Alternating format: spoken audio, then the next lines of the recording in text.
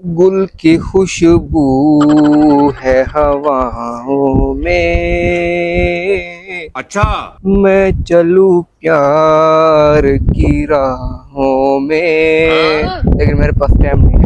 अस्सलाम वालेकुम। तो मेरी बिग फैमिली, मेरे छोटे बहन भाई और मेरे बड़े बहन भाई, तो भाई कैसे हैं आप सब।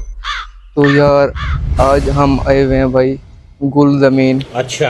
वहाँ पे कैमरा लगाना था, ठीक है। मतलब लगी हुई तो उनको ठीक करना था। समझ गया। गुल जमीन है में ये कॉलोनी है भाई, डेरा गाजी खान में, और इस पर एक मशहूर इंडियन गाना भी है, वो है ऐसे। हाँ, गुल की खुशबू है हवाओं में,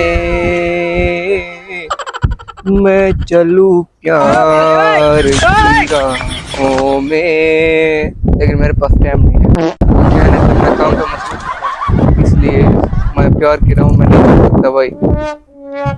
तो भाई ठीक है, मेरे साथ से बुला रहे हैं, हम अब जा रहे हैं भाई। ठीक है, आज की वीडियो आपको कैसी लगी जरूर बताएं। अल्लाह हाफिज।